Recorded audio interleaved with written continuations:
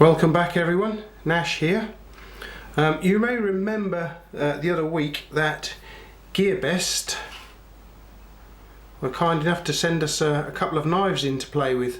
Last time we took a look at this one, so on this occasion I'm going to take a look at this one here.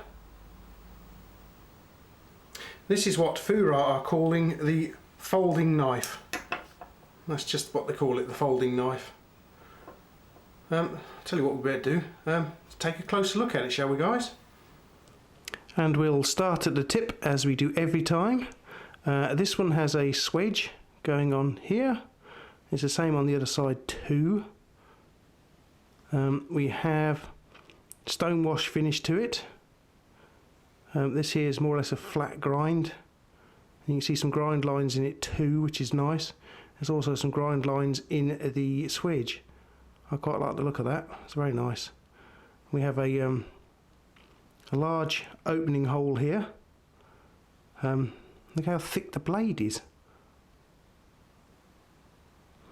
We have a fairly substantial sharpening choil there. We have a little blade stop pin at the top here.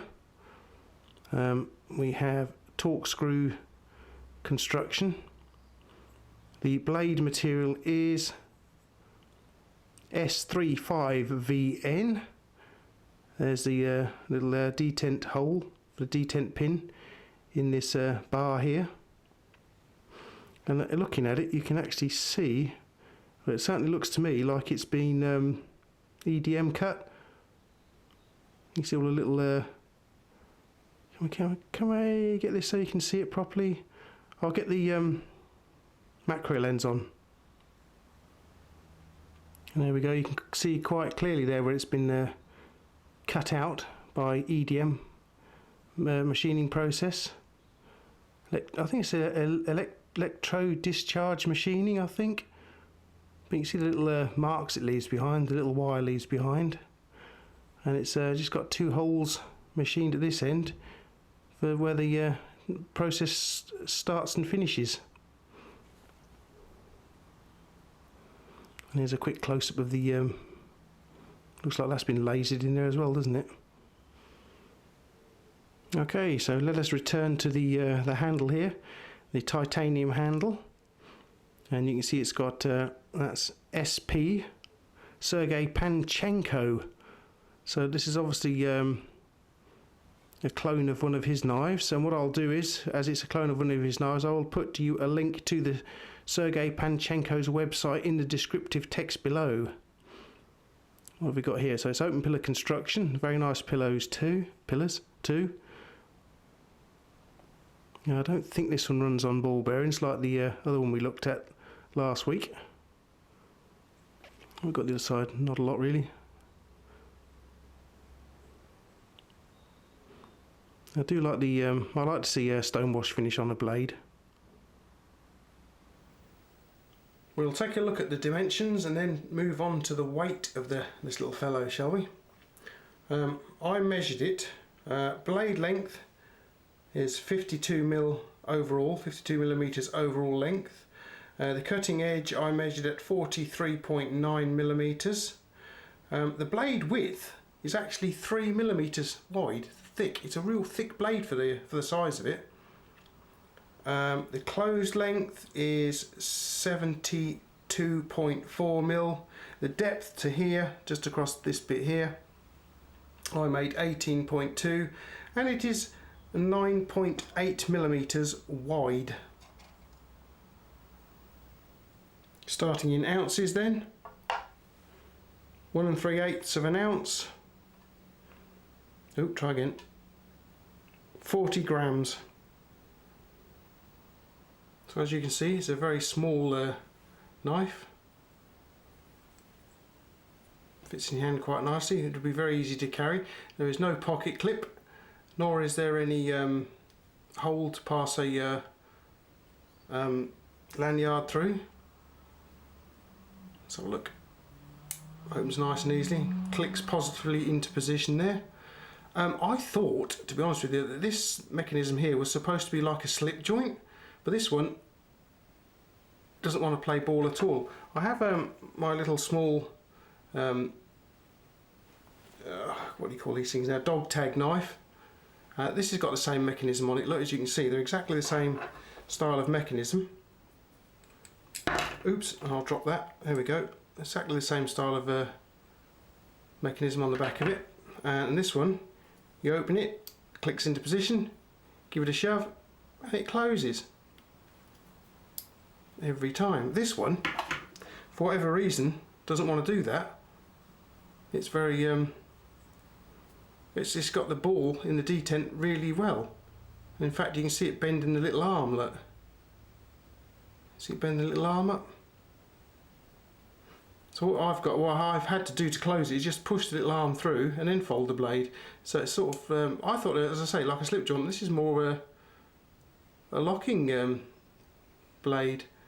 I don't know whether that's intentional or just the way this particular one is set up. Anyway, you can get these from, like as I say, this one came from GearBest. You can get them in this nice blue, or it's also available in a brown colour too. There we go. Now, how many fingers can I get on this? Let's have a look, shall we? So I hold it there. It's got about 2.5 fingers. I would say 2.5 fingers on there, holding it. I can't feel any hot spots at the moment. This feels quite comfortable to hold. I'll just move my grip up a little bit more. There we go. Yeah, it's quite comfortable to hold actually. It's got what appears to be a nice sharp point on here. What we'll have to do is, I think, get the bits of bag in at some point. Yes, it's quite nice actually. So it doesn't take up a lot of space either, so you should be able to carry it quite easily if you're in a country that allows you to carry locking knives. And so I don't think this is meant to be a locking knife at all, but it's just this one. If you've got one of these, please let me know if yours works as a slip joint, or whether you have to actually, like I do, push the little bar across to close it. Right, let's open the blade up and then we'll get the bits of bag in. It'll be interesting to see how well this cuts, because as I say, for the size of the blade, it's rather wide at 3mm. It's quite a thickish blade. Right, let's try a bit of paper first, shall we? Oh, can I get it to... yeah, it seems to... not that I'm very good at this, of course, but if we can get it started... It seems to like chopping paper up then. Cool. I've got this bit of cardboard here, so we'll give that a go. It's a little bit of a short blade, but I tell you what, it's very effortless cutting through the cardboard. Very, very good. Right, where's my cheapo rope?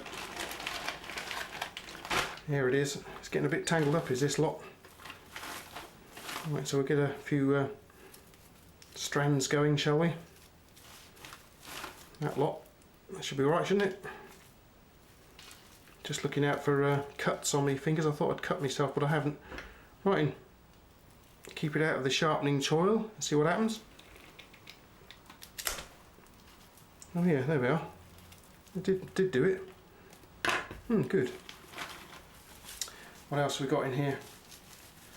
I'll get the rope back in there for the time being. I've got a little bit of, well, I say I've got a little bit. I've got this bit left of the good strong heavy duty package strapping. I've got a whole load of it in the cupboard behind me. So let's have a look. Oh yeah. For such a thick blade, it cuts quite well actually. Fold it over, see if it's any good at getting into packaging. Again, we've got a short blade syndrome here. But there we are, it's done it. Took it a couple of times, but we've done it. Where is the, here we are, speaker style cable. You're all familiar with this stuff? Yep, did that one nicely. And what about, this is a thicker stuff, 24020 copper, and insulation as well, some sort of plasticky rubbery insulation around it. Yep, chop that one nicely. And we've got some zip ties, heavy duty zip ties here. Well, let's take the end off of it, shall we, first. I tell you, this blade quite likes chopping plastics and stuff like that. There we go. Right, let's see if we can get into chopping this quite heavy duty zip tie. Slipped out a bit. Yes. Oh, did we have the same problem with the other blade? This doesn't want to know about that particular, this heavy duty stuff. So I've got some slightly smaller zip ties here. Just loop it a little bit so we can get hold of it. See what I can do with a more reasonably sized one. Yeah, got that one. Okay. Oh, seatbelt. Let's not forget the seatbelt. Link's seatbelt. Good old Link. Thank you very much, Link. Not that end. Not got a lot of it left now. Have to find something else to chop up soon, I think. Yeah, sorry about that little break there. My little Xiaomi My Band strap, I just caught it and it came undone. Right, and get the seatbelt going. See what we can do. Oh yeah, makes a nice noise cutting through it as well. Didn't struggle too badly with that one, did it? That can go back in there then. How pointy is the point on this thing? Yeah, reasonably so. Chopped it. Tell you what we'll be able to do is get the chopping block in a bit, I think, for a moment or two. And we'll start with the rope. It's got a little bit of a belly on the blade, not a great deal. But it seems to be happy enough to chop through rope. And let's see if we can ping some wire about. No, it doesn't want to ping it, but it cuts through it quite easily. Again, this is not one of those little short little knives where you've not got a lot of leverage. We'll try the heavy duty, there we go. That's alright then. What about slicing capabilities? Has it done it on the first one? Yes, it has. Nice. It's good. Goes through the grain a lot easier, obviously. Okay, so that's good then. That's a nice sharp blade. Has it dulled the edge? Has it rounded the edge over at all? No, it hasn't then. I'm just going to try a little bit of pipe. So it's like a popping pipe about, without flattening it too much. There it goes, around the room. And again. It has flattened it though while it's at it. But other than that, I think it's quite a nice sharpish little blade there. Okay then guys, there we are, the FURA folding knife. It did, you know, I was talking about hot spots earlier on. It did actually, I did actually feel a few little hot spots while I was chopping stuff up, but then again I was chopping some fairly large stuff up with it, you know, like all those strands of rope and the heavy duty zip tie. It did sort of like hurt my hand a little bit, but it's not really designed for that sort of work. But I like to put my knives and tools to the test, shall we say, you know, so if you can see that what it can chop in my hands, it should be alright for what you need it for. So, as I say earlier on, this is appears to be some sort of copy of a Serge Panchenko knife. It might be one of his collaborations with Böker. They've got one fairly similar to that out there. So, what do you think of it then, guys? It's quite a nice little knife actually. Nice steel.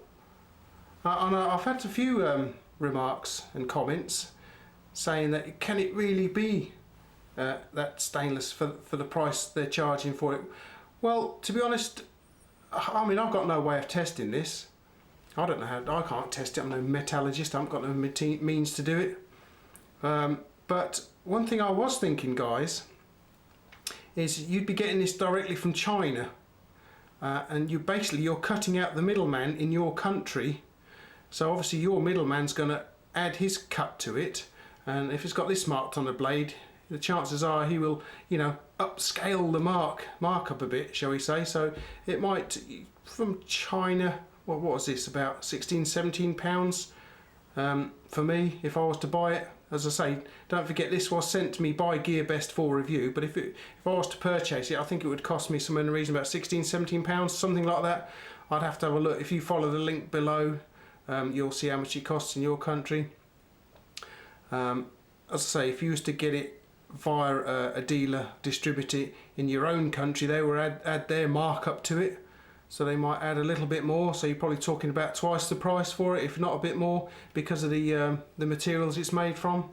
I don't know, but that's my opinion anyway, guys, and that's why I think it's you know, for what it's made from, that is why I think it's cheap, because you are missing out the middleman.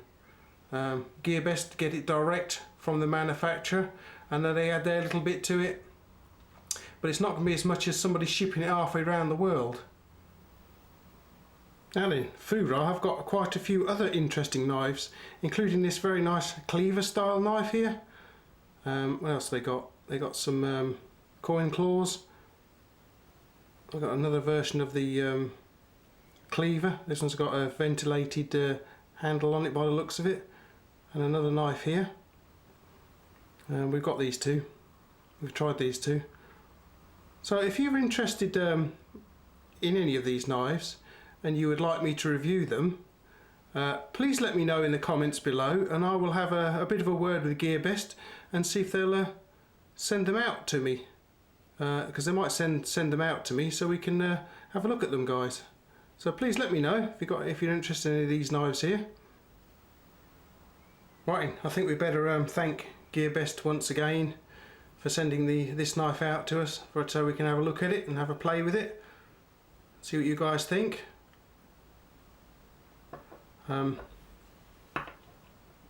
It's quite a nice little thing, isn't it? Quite like it. Okay, well, if you did enjoy the review, please consider subscribing to the channel, because that does help. Hopefully there should be a little button appear around about here somewhere at the end of the review, and you can click on that and subscribe. Don't forget to click on this little bell as well. Let's move this out of the way a minute. There we go. Click on this little bell while you're at it, and that will help you too. You can also subscribe to me on Instagram, and that is where I put up all the new stuff as it comes through the door around about dinner time when I get home. You can help the channel by subscribing to me on Patreon too. Thank you very much.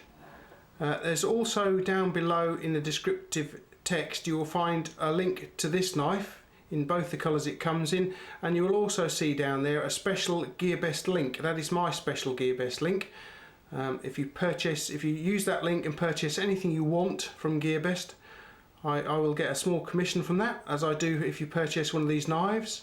I get a small commission, and I plough that right back into the channel again, helping the channel to move forward, get me more kits to review, and anything else new that I require in order to do reviews, because doing reviews, knife reviews, is both time consuming and expensive. So any help you guys can give, brilliant. Oops, slide it about all over the place. Alright then guys, I hope you enjoyed the review. Thank you very much for watching.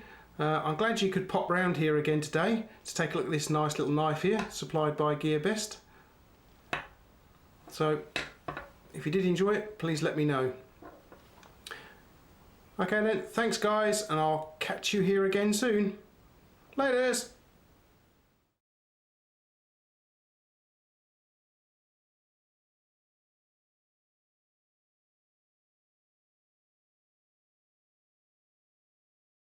Rough.